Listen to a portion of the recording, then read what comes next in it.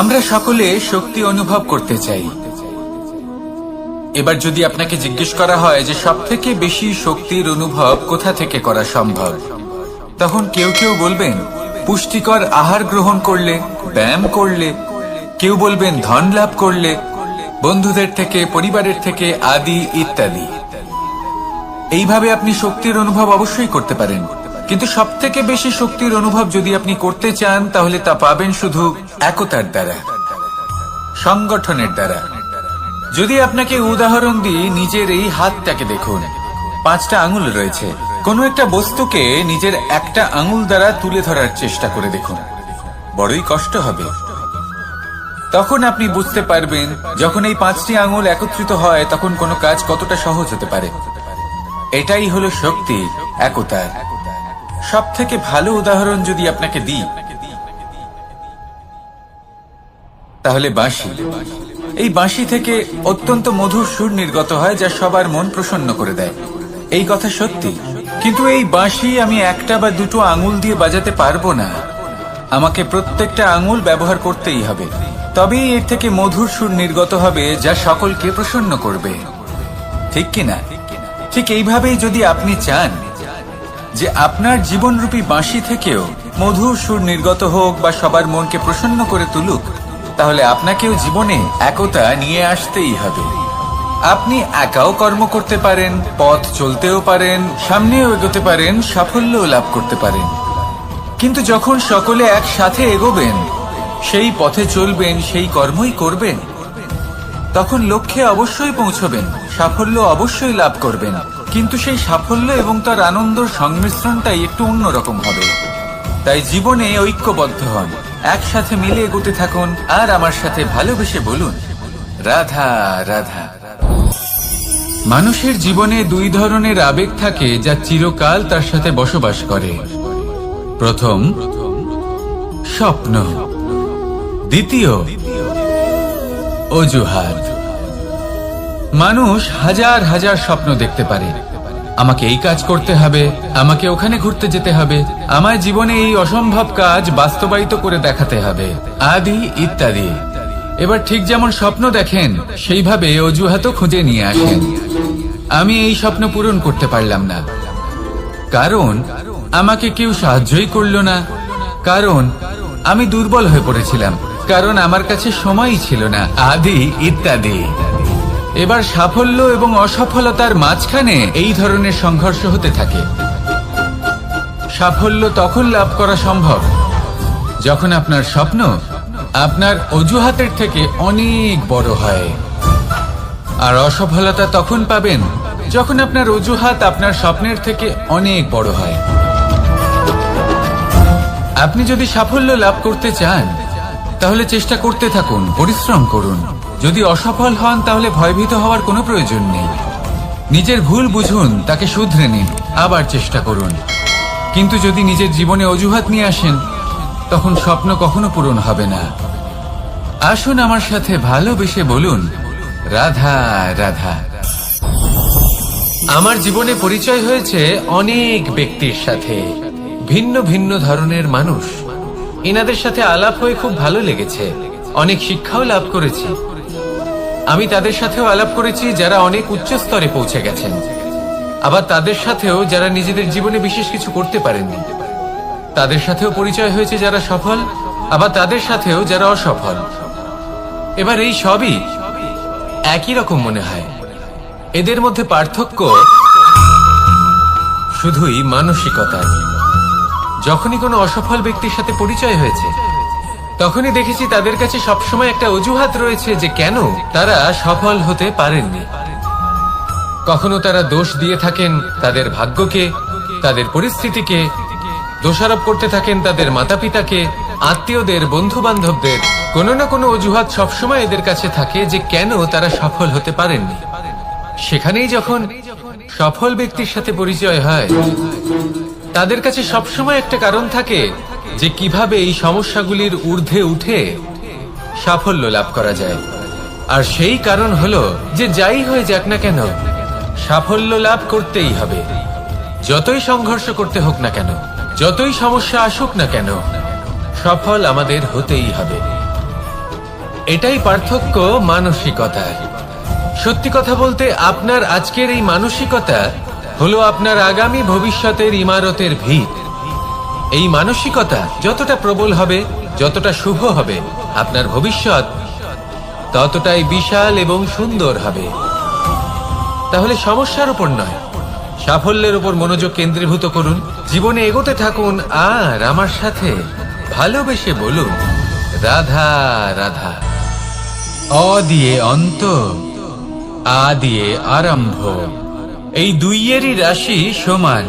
যদি আপনি মন দিয়ে দেখেন তবে দেখবেন এদের সম্পর্ক খুবই নিবিড়। কিভাবে? যখন কোনো কিছু শুরু হয় এটা নিশ্চিত হয়ে যায় যে তা সমাপ্তও হবে। আরম্ভই যদি না হয় তার সমাপ্তও হবে না। যা আরম্ভ হয়েছে তার সমাপ্তি হলো অবশ্যম্ভাবী। এটাই হলো প্রকৃতির নিয়ম, একে এড়ানো যায় না। এবার এই কথা আমরা সকলে জানি। এবার মানুষ কি ভাবে যে সমাপ্তির পরে কি হতে পারে, এর উত্তর তাদের কাছে নেই।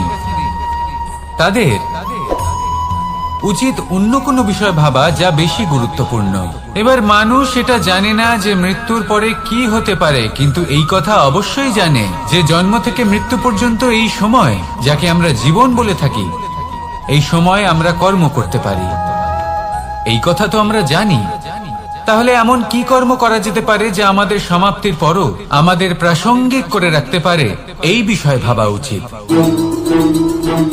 যে জন্মগ্রহণ করেছে তার মৃত্যু হবেই, এটা সাধারণ বিষয়। কিন্তু ইতিহাস আজও সেই সকল মানুষজনকে স্মরণ করেন যাদের এই সংসার তাদের মৃত্যু নয়, বরং তাদের জীবনকালে যে কর্ম তারা করেছেন তার দ্বারা মনে রাখেন। সেই কর্মের কারণে এই সংসারে তাদের নাম, তাদের কর্ম, তাদের ব্যক্তিত্ব, তাদের কীর্তি অমর হয়ে থাকে এবং থাকবে। আপনার কাছে এতটা সময় নেই যতটা আপনার মনে হচ্ছে আপনার কাছে আছে। সেই জন্য যত শীঘ্র সম্ভব শ্রেষ্ঠ কর্ম করুন, যতটা পারবেন ততটা অধিক সুকর্ম করুন। এই সংসারে নিজেকে অমর করে তুলুন আপনার মৃত্যুর পরেও। আর আমার সাথে ভালোবেসে বলুন রাধা রাধা। দীপাবলি আমাদের সবথেকে বড় উৎসব। শ্রীরাম রাবণকে পরাস্ত করে 14 বছরের বনবাস কাটিয়ে আবার অযোধ্যায় ফিরে এলেন অমাবস্যার রাত্রে। অযোধ্যায় সবাই খুব প্রসন্ন ছিলেন, খুবই উৎসাহিত ছিলেন। অযোধ্যায় সহস্র প্রদীপ প্রজ্বলিত করা হয়েছিল এই উৎসবে। একে আমরা দীপাবলি বলে থাকি। এবার এই বিষয়ে আমরা সকলে জানি। আপনি কি এটা জানেন যে শ্রীরাম বাস্তবে অমাবস্যার এক রাত আগেই অযোধ্যায় পৌঁছে গেছিলেন? সবার সামনে অমাবস্যার রাতে এসেছিলেন। এর কারণ কি? শ্রীরাম প্রমাণ করতে চেয়েছিলেন যে যে কোনো সময়, দিন হোক বা রাত, শুভ বা অশুভ হয় না। শুভ অশুভ কিছু থাকলে তা হলো মানুষের চিন্তা, তার ভাবনা, তার নির্বাচন আর তার কর্ম। নিজেই দেখে নিন, শ্রীরাম শুভ কাজ করে ফিরেছিলেন এবং অমাবস্যার মতো গভীর এক রাত্রিকেও দীপাবলিতে পরিবর্তিত করেছিলেন। এমনটাই যদি আমরা করতে পারি, তাহলে এমন কোন গৃহে যান যেখানে অসহায় ব্যক্তি রয়েছেন, যা অন্ধকারাচ্ছন্ন, আর সেখানে প্রকাশ প্রজ্বলিত করুন। প্রকাশ সহায়তা, প্রেরণা, আশার। যদি এমন কিছু আমরা করতে পারি তাহলে তাকে প্রকৃত অর্থে দীপাবলি বলা যেতে পারে। তাহলে নিজের পরিবারের সাথে দীপাবলি পালন করুন। আপনাদের শুভেচ্ছা জানাই। আসুন আর আমার সাথে ভালোবেসে বলুন রাধা রাধা। কোনো এক সময়ের কথা, একজন জেলের একটা ছোট্ট পুত্র ছিল। সে ভাবল যে আমি আমার বাবার মতোই মাছ ধরব। তখন সে একটা লাঠি নিল, তাতে দড়ি বাঁধল, আর সেই দড়ির মুখে যে কাঁটা বিঁধে থাকে তাতে চারা ঝুলিয়ে জলে ফেললো আর বসে থাকলো। কিছু সময় পরে জলে একটি তরঙ্গ দেখা গেল। ও বুঝতে পারলো খুব বড় একটা মাছ ফাঁদে পড়েছে। ও বল প্রয়োগ করলো, সেটা টানার চেষ্টা করলো। মাছও বল প্রয়োগ করলো, আর শেষে যেটা হলো সেই দড়ি ছিঁড়ে গেল আর মাছ বেঁচে পালিয়ে গেল। দেখুন, ও অনেক চেষ্টা করলো কিন্তু অসফল হলো। কখনো অধিক বল প্রয়োগ করলো, আবার কখনো কম বল, কিন্তু কিছুতেই সফল হলো না। ও পঞ্চমবার প্রচেষ্টা করলো, না বেশি বল প্রয়োগ করলো না কম, ততটাই বল প্রয়োগ করলো যতটা পর্যাপ্ত, ঠিক ততটাই বল, যতটা বল সেই মাছ প্রয়োগ করলো। আর শেষ পর্যন্ত জীবনে প্রথমবার ও মাছ ধরতে সফল হলো। এবার এই কথার সারমর্ম কি? ভারসাম্য। এটাই হলো জীবনের সবথেকে বড় নিয়ম। আমাদের সবার জীবনে সমস্যা রয়েছে, কখনো মন দিয়ে ভেবে দেখবেন, জীবনে যদি কোনো ক্ষুদ্র সমস্যা বা ছোট সমস্যা থাকে আর সেটা সমাধান করার জন্য আপনি বেশি চেষ্টা করছেন, তাহলে তার দ্বারা সমাধান হয় না, বরং আরো বিপদ বেড়ে যায়। যখন কোনো বড় সমস্যা থাকে আর আপনি কম চেষ্টা করতে থাকেন, তখন সমাধান হয় না, তা চলতেই থাকে। শুধু এটাই হলো ব্যাপার। জীবনের সমস্ত সমস্যার একটা ভারসাম্য বজায় রাখা, যদি এটা আপনি শিখে ফেলতে পারেন, জীবনটা আপনার হাতের মুঠোয় থাকবে। আসুন আমার সাথে ভালোবেসে বলুন, রাধা রাধা। আপনি কখনো কোনো বাজকে নিজের বাসা বানাতে দেখেছেন? এই বাজ যখনই কোনো বাসা বানায় তখন উঁচু গাছের ডালে বা কোনো পর্বতের শিখরে বাসা বানায়, অনেক উচ্চতায়, আর সেখানে তার সন্তানও জন্মগ্রহণ করে। যখন এই সন্তানেরা জন্মায় তখন এই বাজ খুবই ভালোবেসে এবং খুব সাবধানে এদের পালন পোষণ করে, নিজের ঠোঁট দিয়ে তাদের ঠোঁটে খাবার পরিবেশন করে। কিন্তু যেই সেই সন্তানেরা হৃষ্টপুষ্ট হয়ে যায় এবং সেই কথা বাজ নিজে বুঝতে পেরে যায়, সেই বাজ নিজেই সেই বাসা ছিন্ন ভিন্ন করে দেয়। সেই সন্তান যাদের সবেমাত্র ডানা গজিয়েছে, কিভাবে উঠতে হয় তারা জানে না, সেই সন্তানগুলিকে উচ্চতা থেকে ঠেলে দেয়। সেই সন্তান প্রথমে ভয়ভীত হয়ে যায়, তারা সামনে মৃত্যুকে দেখতে পেয়ে ভয়ের কারণে তাদের ডানা ঝাপটাতে থাকে, আর সেই প্রক্রিয়াতেই সেই সন্তানগুলি উড়তে শুরু করে দেয়। এবার এই ঘটনায় আমরা কি শিক্ষা পেতে পারি? এটাই, যদি আপনি মাতা পিতা হন তাহলে নিজের সন্তানকে অবশ্যই স্নেহ করুন, কিন্তু তাদেরকে নিজের আঁচলের তলায় বেঁধে রাখবেন না। যদি আপনি চান আপনার সন্তান জীবনে উন্নতি করুক, তাহলে নিজের মুঠো থেকে তাদের স্বতন্ত্র করে দিন, এই সংসারে সংঘর্ষ করতে দিন। সেই সন্তান নিজেই বুঝতে পারবে যে জন্মের সময় পাওয়া ডানা কি করে ব্যবহার করতে হয়। আর আপনার চোখের সামনে আপনার সন্তান এই আকাশে উড়তে থাকবে। তাহলে আসুন আমার সাথে ভালোবেসে বলুন, রাধা রাধা। কখনো কোনো চাতককে দেখেছেন?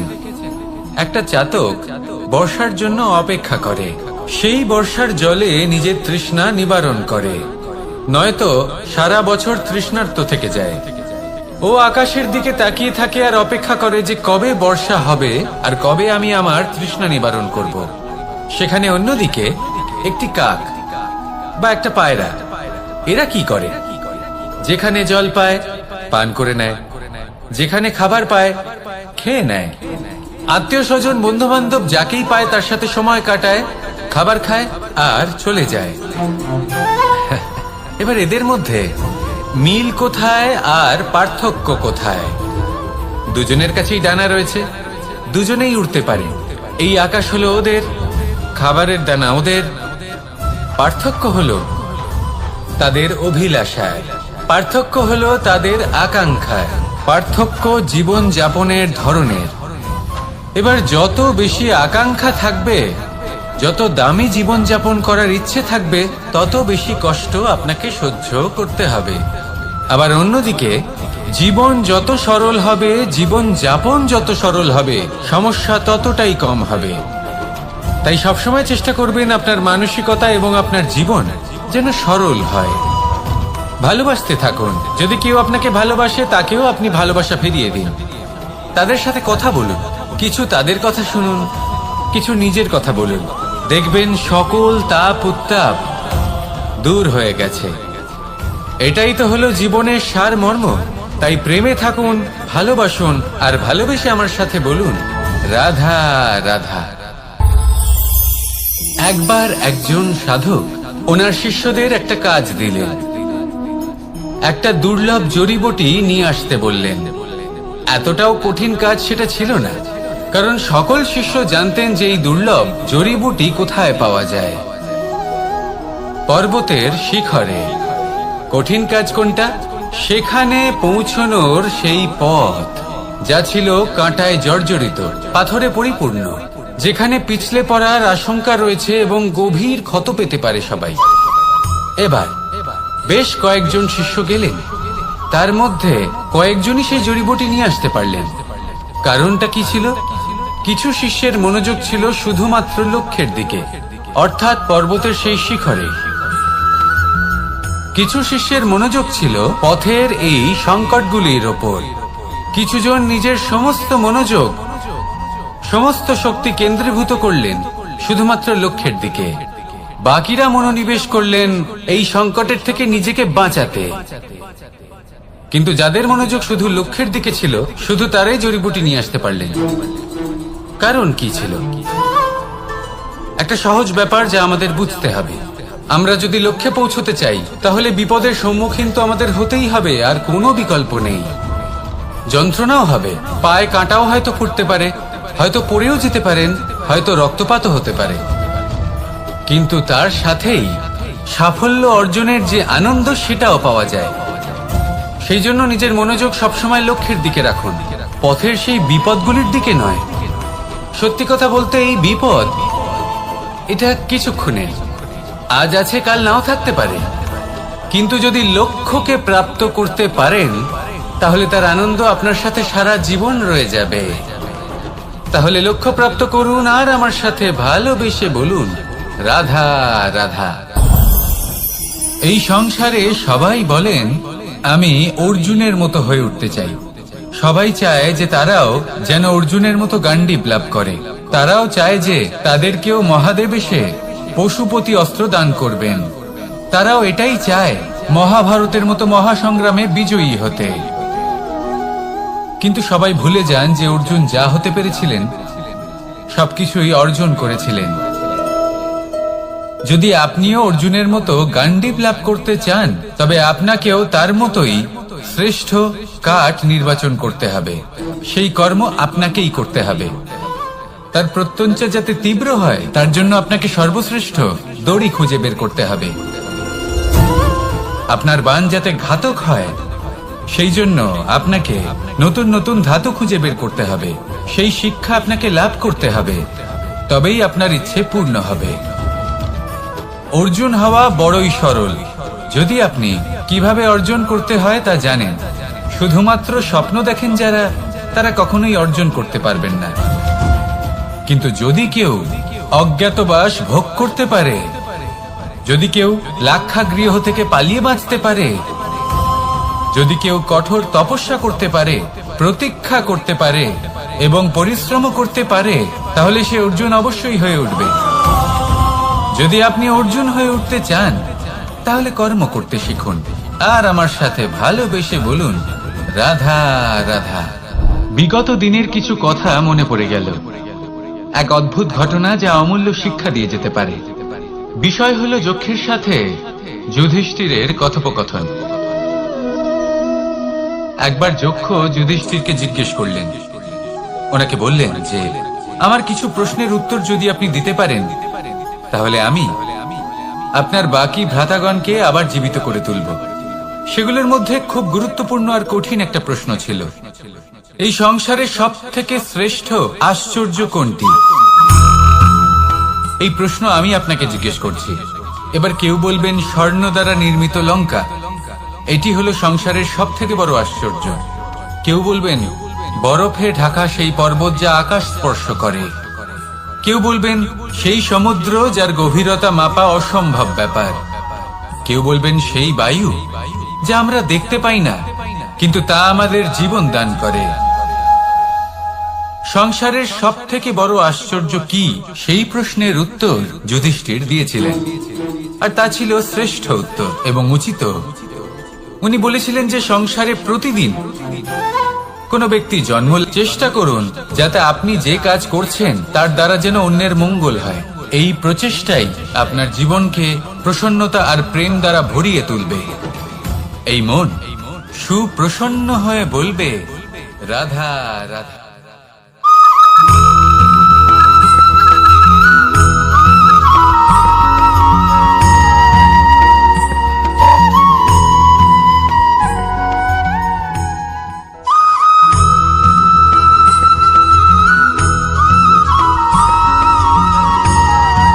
অন্ধকারাচ্ছন্ন রাত্রি যদি এসে থাকে তাহলে আলোকিত প্রকাশ নিয়ে সূর্য অবশ্যই আসে। রোগ যদি এসে থাকে তাহলে তার ওষুধও অবশ্যই আসে। সমস্যা যদি আসে তাহলে সেই সমস্যার সমাধানও নিজে থেকেই আমাদের কাছে চলেই আসে। এই সংসার, এই জীবনের শুধুমাত্র একটাই নিয়ম আছে, আর তা হলো এটাই, এই সংসার হলো একটা চক্রের মতো। এতে শাশ্বত বলে কিছু নেই, নিত্য বলে কিছু নেই, আর যা কিছুই রয়েছে সব বদলাতে চলেছে।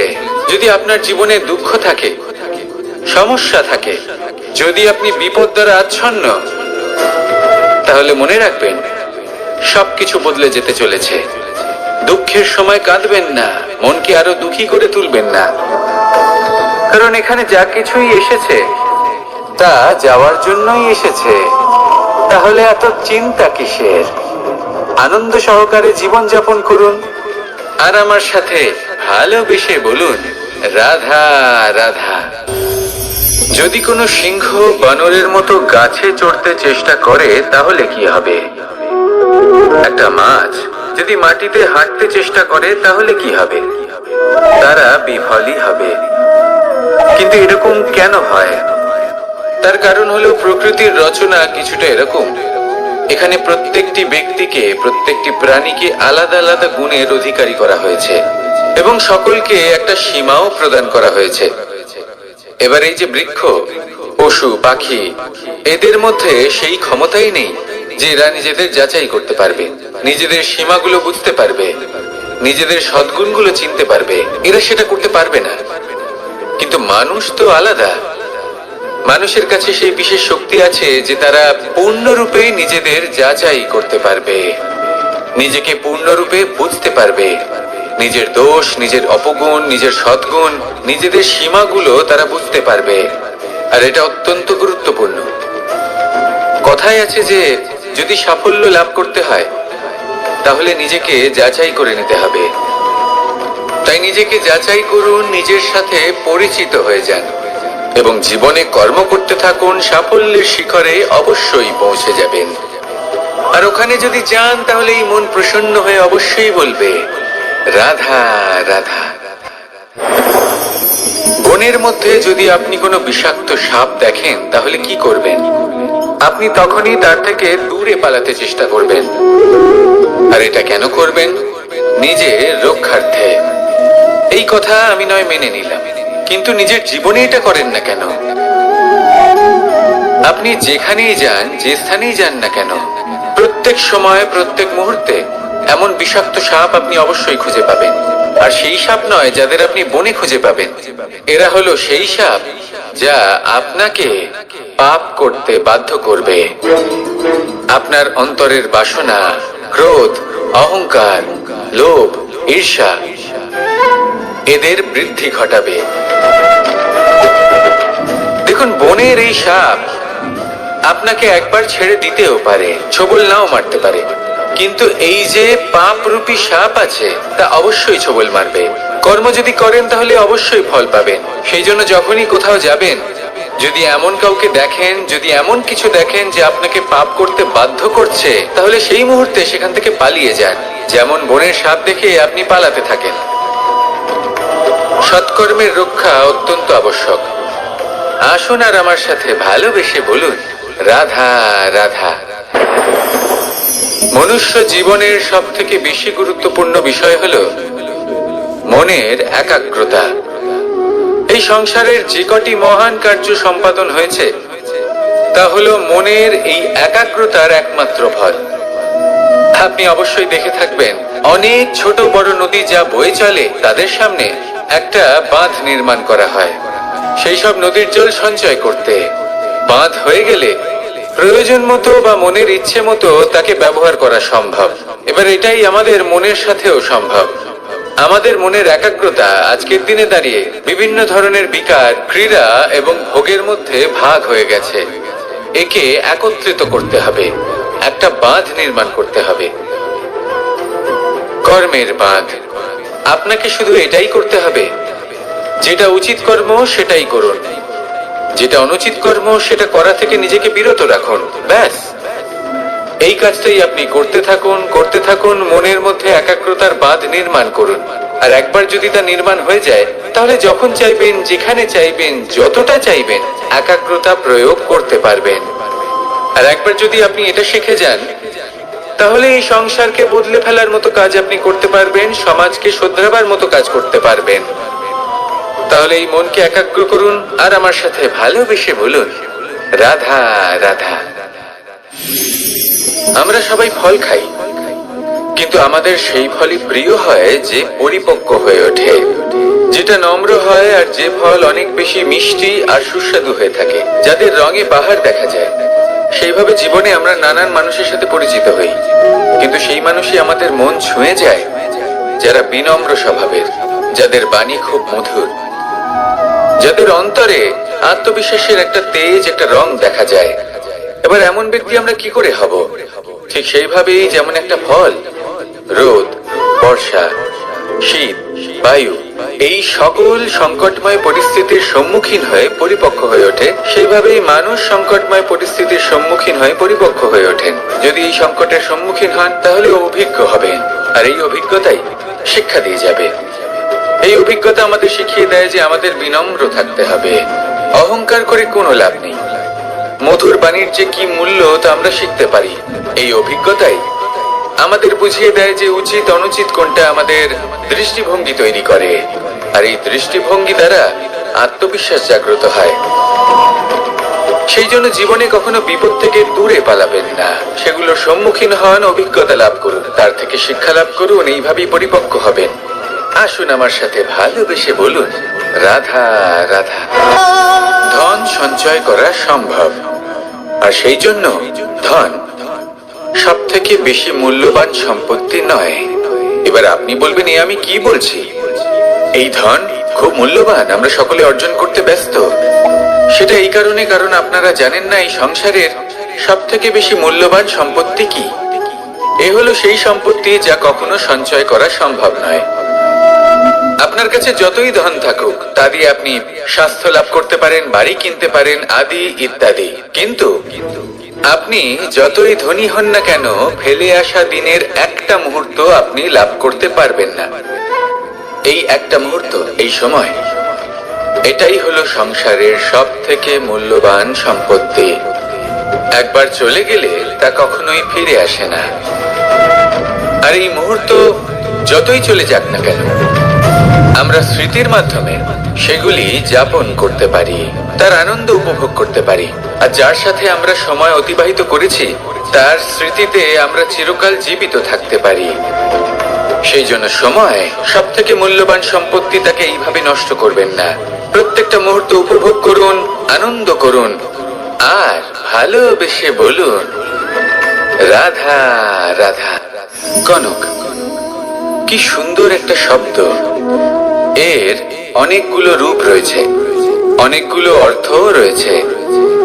প্রথম অর্থ হলো স্বর্ণ, অর্থাৎ সম্পত্তি। দ্বিতীয় অর্থ ধুতুরা, অর্থাৎ গাছের ছোট একটা বীজ, যা কিনা অত্যন্ত শক্তিশালী হয়। যদি বেশি মাত্রায় এর প্রয়োগ করা হয়, তাহলে এটা বিষময় হয়ে উঠতে পারে। এই হলো সেই ধুতুরা, যার প্রয়োগ মহাদেবের পুজোতে করা হয়। এবার প্রশ্ন হলো এটাই যে এই স্বর্ণ এবং এই ধুতুরার মধ্যে মিল কি রয়েছে। মিল হলো এটাই যে এই দুটোই মানুষকে মত্ত করে তোলে। ধুতুরা মানুষকে তখন মত্ত করে যখন তাকে সেবন করা হয়, কিন্তু স্বর্ণ, ধন, সম্পত্তি, মানুষ সেটা যতটাই অর্জন করে নেয় সেটাই যথেষ্ট। এই স্বর্ণ মানুষের ভাবনা চিন্তা করার ক্ষমতাকে বশ করে ফেলে। মানুষ সম্পত্তির লোভে মত্ত হয়ে ওঠে। কারণ যে যত চমৎকারী, যতটা অমূল্য হয়, তাকে সামলানো কিন্তু ততটাই কঠিন, তাই না? তাই মনে রাখবেন, ধন, স্বর্ণ, সম্পত্তি এগুলো ধুতুরার থেকেও অনেক বেশি বিষাক্ত হতে পারে। তাই এর উপর আত্মসংযমের একটা কবচ পরিয়ে রাখবেন এবং বিবেকের শক্তির সাথে এগুলো প্রয়োগ করুন, তবেই কল্যাণ হবে। আসুন আমার সাথে ভালোবেসে বলুন, রাধা রাধা। মানুষের জীবনে তিনটি গুণ অত্যন্ত প্রয়োজনীয়: শ্রদ্ধা, বিনম্রতা, যোগ্যতা। যদি জ্ঞান লাভ করতে চান তাহলে শ্রদ্ধার প্রয়োজন, যদি মান লাভ করতে চান তাহলে স্বভাবে বিনম্র হওয়া প্রয়োজন, আর যদি মনোবাঞ্ছিত স্থান লাভ করতে চান তাহলে যোগ্যতার প্রয়োজন। বিষয়টা সহজ। শ্রদ্ধা আপনাকে জ্ঞান দেবে, নম্রতা আপনাকে মান, আর যোগ্যতা উচিত স্থান দেবে। কিন্তু যদি আপনি এই তিনটি গুণ সম্মিলিত করেন তাহলে এমন কিছু লাভ করবেন যা এই সব কিছুর থেকে অনেক ঊর্ধ্বে। সম্মান। আর এ হলো সেই সম্মান যা প্রত্যেক মানুষের নিজের জীবনে লাভ করতে চেষ্টা করা উচিত, কারণ এই হলো সেই সম্মান যার কারণে আপনি চলে যাওয়ার পরেও এই সংসার আপনাকে ভালোবাসবে আর মনে রাখবে। আসুন আমার সাথে ভালোবেসে বলুন, রাধা রাধা। জীবনে গতি অত্যন্ত গুরুত্বপূর্ণ, মতিও হলো গুরুত্বপূর্ণ, এবং তার থেকেও বেশি গুরুত্বপূর্ণ হলো সঙ্গতি। একটা জলের ফোঁটা, তার মধ্যে গতি থাকে, প্রকৃতির মধ্যে তা লাভ করার ইচ্ছে নিহিত থাকে, কিন্তু এই যে সঙ্গতি তা নির্ধারিত করে যে এই জলের ফোঁটা ঝিনুকের মুখে পড়ে মুক্ততে পরিণত হবে নাকি বিষাক্ত সাপের মুখে পড়ে বিষে পরিণত হবে। এবার দেখুন, এই জঞ্জাল স্বর্ণকারের দোকানের সামনেও থাকে এবং জঞ্জাল একজন ব্যবসাদারের দোকানেও থাকে, কিন্তু জঞ্জাল যা স্বর্ণকারের দোকানে থাকে তা ব্যবসাদারের দোকানের জঞ্জালের থেকে অনেক বেশি মূল্যবান, কারণ তার মধ্যে সোনার কণার সঙ্গতি থাকে। সেই জন্য জীবনে সঙ্গতির উপর বিশেষ গুরুত্ব দেবেন। যেমন সঙ্গতি তেমনই আপনি হবেন। আসুন আমার সাথে ভালোবেসে বলুন, রাধা রাধা।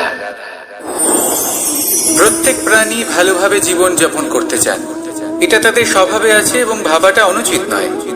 কিন্তু একটা ভালো জীবনের গুরুত্বপূর্ণ অংশ কোনটা? বসবাসের স্থান, সেই স্থান যেখানে আমরা জীবন অতিবাহিত করি। এবার মানুষ ভাবতে পারেন যে একটা ভালো বাসস্থানের অর্থ কি? সেই স্থান যেখানে সহজে জল পাওয়া যায়, যেখানে শুদ্ধ বায়ু পাওয়া যায়, যেখানে আনাজ উৎপন্ন হয়। এটা জীবনযাপনের জন্য পর্যাপ্ত বটে, কিন্তু ভালো জীবন যাপনের জন্য আরো একটা কথা আপনাকে বুঝতে হবে। সাধু, জ্ঞানী, পণ্ডিত ব্যক্তি, এই সকল মহাপুরুষ, এনাদের যে বাসস্থান তা অত্যন্ত বিশেষ হয়। এখানে এক ধরনের বিশেষ ইতিবাচক শক্তি থাকে, এমন একটা স্থান যেখানে দেবতারাও বিচরণ করেন। জীবন আমরা সবাই যাপন করি, কিন্তু জীবনের উদ্দেশ্য শুধুমাত্র জীবন যাপন করা নয়। জীবনের উদ্দেশ্য হলো মুক্তি লাভ করা। আর এই সকল সাধু, জ্ঞানী, পণ্ডিত ব্যক্তি, এই সকল মহাপুরুষ আপনাকে মুক্তির পথে নিয়ে যেতে পারেন, কারণ এরা হলেন সেই মহাপুরুষ যারা নিজেদের অন্তরের বিকার, অহংকার, ক্রোধ, বিদ্বেষ এই সকল দোষগুলিকে ত্যাগ করেছেন, এদের উপর বিজয় লাভ করেছেন। এমনই একজন ব্যক্তি আপনাকে মুক্তির পথে নিয়ে যেতে পারে। প্রয়োজন হলো শুধুই এনাদের চিনতে পারা, এদের কথা বুঝতে পারা এবং এদের দেখানো পথে চলা। যদি আপনি এটা করতে পারেন তাহলে এই মন প্রফুল্ল হয়ে বলবে, রাধা রাধা। আমি এখানে একা এই বনে বসে আছি, বাঁশি বাজাচ্ছি। কার জন্য? কে আছেন এখানে? কেউ নেই। আমার প্রজা, আমার রাজ্য, আমার পরিবার আমার থেকে অনেক দূরে আছেন। আমি এখানে একা এই বনে বসে, এই আকাশের এই রঙের, গাছের এই সব ফলের, মাটির সুবাসের আনন্দ উপভোগ করছি। কেন? আমি হলাম দ্বারকাধীশ। এমন কি রাজকীয় বা ভৌতিক সুখ রয়েছে যে আমি ওখানে পেতে পারি না? সবকিছুই পেতে পারি, তাও এখানে বনে একা বসে আছি। কোন সুখ খুঁজে চলেছি? একা থাকার সুখ। আমরা প্রত্যেকদিন অনেক মানুষের সাথে, চিন্তাধারার সাথে, কর্মের সাথে, পরিস্থিতির সাথে, সুখ দুঃখের দ্বারা বেষ্টিত থাকি। জীবনের এই চক্রে আমরা জড়িয়ে পড়তে থাকি। যতই আমরা এই সমস্যার সমাধান করি, আমরা ততই এতে জড়িয়ে পড়ি। আমরা এতটাই জড়িয়ে পড়ি যে যখন আমরা আয়নায় নিজেদের দেখি, তখন আমরা নিজেদের চিনতেই পারি না। এমন মনে হয় যেন আমরা নিজেদের হারিয়ে ফেলেছি। সেই জন্য প্রত্যেক দিন আপনি কিছু সময় নিজের সাথে কাটান একান্তে। এটা অত্যন্ত আবশ্যক। নিজের অস্তিত্বের গভীরে গিয়ে দেখতে শিখুন, নিজেকে বুঝুন। অদ্ভুত শান্তির অনুভূতি হবে। যেমন এই বায়ু, এই বৃক্ষ, এই পুষ্প, এই নিসর্গ, এদের মতো আপনিও কখনো একলা হতে শিখুন। কখনো নিসর্গের একটা অংশ হয়ে দেখুন। এই মন প্রসন্ন হয়ে বলবে, রাধা রাধা। ওমা, এ কি? আমি কখন থেকে এখানে অপেক্ষা করছি, হাত পেতে দাঁড়িয়ে রয়েছি যাতে একটা ফল আমার হাতে এসে পড়ে এবং সেটা আমি খেতে পারি। কখন থেকে অপেক্ষা করছি, কিন্তু সেটা হচ্ছেই না। এবার আপনি বলবেন যে এসব কি বলছি, এ কি অদ্ভুত কথা বলছি। যদি ফল খেতে হয় তাহলে আমাকে বৃক্ষে চড়তে হবে, ফলের কাছে পৌঁছতে হবে, তবেই তো ফল পাবো। এবারে এটা অত্যন্ত সহজ ব্যাপার, কিন্তু এই বিষয়টা আপনি নিজের জীবনের প্রসঙ্গে ভেবে দেখুন। লক্ষ্য কোথায় আছে আপনি জানেন, সেই লক্ষ্যে পৌঁছানোর পথ কি সেটাও আপনি জানেন, সেই পথে চলার ক্ষমতাও আপনার রয়েছে, কিন্তু তাও আপনি নিজের লক্ষ্য লাভ করতে পারছেন না। কেন? কারণ আপনি অপেক্ষা করছেন যে লক্ষ্য আপনার সামনে চলে আসবে, কিন্তু তা হয় না। লক্ষ্য সে যাই হোক না কেন, ধন হোক, প্রেম হোক, কোনো সম্মান হোক বা মোক্ষ হোক, যদি আপনি তার দিকে অগ্রসর না হন, তাহলে ফল প্রাপ্তি অসম্ভব ব্যাপার। তা কোনোদিনই হবে না। সেই জন্য আপনার চোখের সামনে আপনি যদি নিজের লক্ষ্যকে দেখতে পান, তাহলে উঠুন এবং সেই দিকে অগ্রসর হতে শুরু করুন। নিজের অন্তরের সকল অশুভ গুণ দূর করুন, অলসতা ত্যাগ করুন, অজ্ঞানতা ত্যাগ করে দিন এবং চলতে থাকুন। অবশ্যই মনোবাঞ্ছিত ফল লাভ করতে পারবেন। মনে রাখবেন, চলতে থাকলে তবেই লক্ষ্য প্রাপ্তি হবে। অপেক্ষার দ্বারা শুধুমাত্র মৃত্যু লাভ হবে। আসুন আমার সাথে ভালোবেসে বলুন, রাধা রাধা। আমি দ্বারকাধীশ এবং আমার সভাতে বিভিন্ন সময় বিভিন্ন ধরনের মানুষ আসেন, নিজেদের দাবি নিয়ে, নিজেদের ইচ্ছে নিয়ে। কখনো কেউ ভোজন চান, আবার কখনো কেউ ওষুধ, কখনো কেউ বস্তু চান, কেউ আবার চান বস্ত্র। কারোর জ্ঞান চাই, কারোর ধন চাই, আবার কারোর বাসস্থান। অনেক সময় আমি এই অনুরোধ, এই ইচ্ছে পূর্ণ করি না।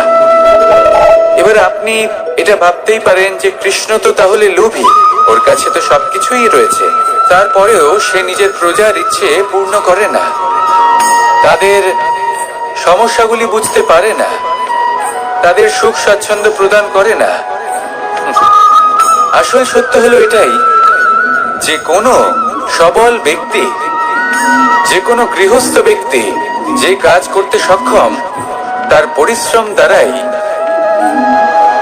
নিজের প্রয়োজনগুলি এবং ইচ্ছেগুলি পূরণ করা উচিত। এটা অত্যন্ত প্রয়োজনীয়। আর এগুলো তিনি করতে পারেন শিল্প, ব্যবসা, আচরণ অথবা জ্ঞানের ভিত্তিতে। এই পথে চলতে হবে, পরিশ্রম করতে হবে, তবেই সে কিছু অর্জন করতে পারবে। এবার এমন কোন ব্যক্তি যার এই সব কিছুতে কোনো রুচি নেই, যে কিছুই করতে চায় না, সে কিছুই অর্জন করতে পারবে না। এবার এরকম কোন ব্যক্তিকে যদি আমি কোনো বস্তু প্রদান করি, তাহলে কি হবে? সে পরাধীন হয়ে যাবে, আর সেটা উচিত হবে না। তাহলে কি করা উচিত?